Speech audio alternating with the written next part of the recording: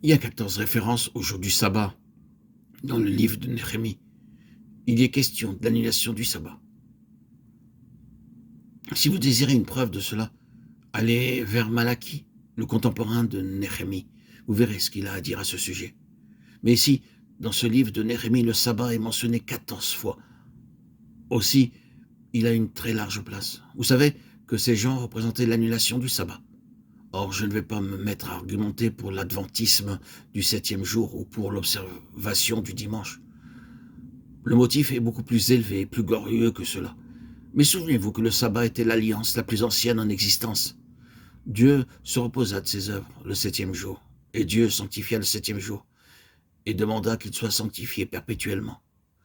Si vous voulez examiner la question, vous constaterez combien de choses dans la vie du peuple de Dieu, pour son bien ou son malheur, étaient liées à l'observation du sabbat, à l'alliance du sabbat, comme l'alliance de base, l'alliance de toutes les alliances.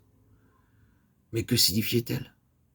Oh, bien entendu, c'était une préfiguration de Christ. Dieu se reposa de son travail, de toutes ses œuvres, le 7e jour.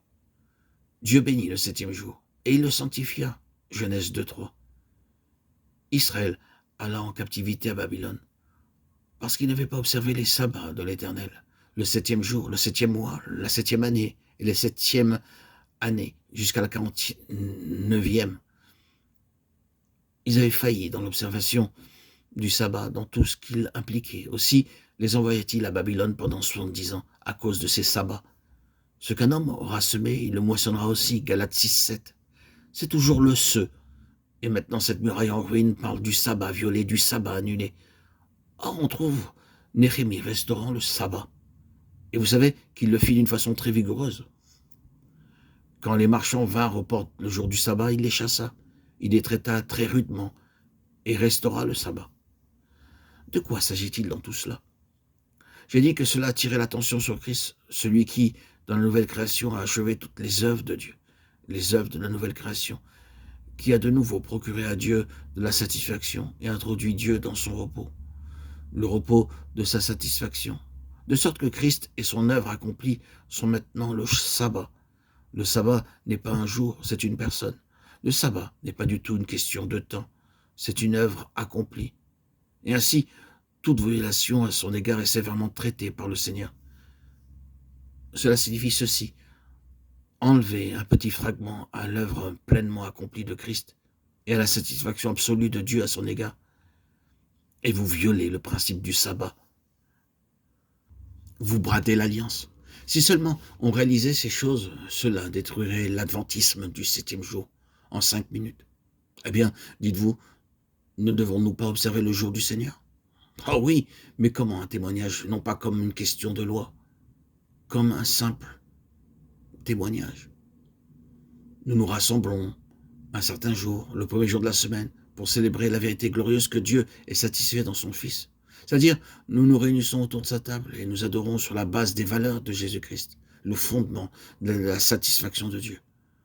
Ôtez quoi que ce soit à cela et vous violez le sabbat. Or, le témoignage qui doit être rétabli signifie simplement qu'il doit y avoir un peuple qui jouit du fait et se réjouit en la grande réalité que l'œuvre de la rédemption est glorieusement accomplie. Dieu se trouve en repos, entièrement satisfait, et son peuple est entré dans son repos. Présenté de cette façon, cela peut paraître très simple, mais ne sommes-nous pas mis à l'épreuve quant à son aspect pratique? Presque chaque jour de notre vie, nous sommes mis à l'épreuve à l'égard du sabbat, non pas simplement en tant que jour, mais quant à notre repos dans la satisfaction de Dieu, notre contentement à l'égard du contentement de Dieu. En d'autres termes, quant à notre compréhension du fait que Christ a entièrement achevé la nouvelle création en lui-même et a apporté à Dieu la réponse à sa demande et à son besoin ultime. Dieu désire un peuple qui se réjouisse en cela. Il désire un témoignage de cette nature. Le Seigneur a fait de nous un peuple de ce type-là. La muraille proclame cette vérité, c'est pourquoi, comme vous le remarquez, aussitôt que la muraille fut achevée, Néhémie, qui entre-temps avait fait une visite à Babylone et était revenu, s'empressa de rétablir le sabbat et de tout mettre en ordre par rapport au sabbat.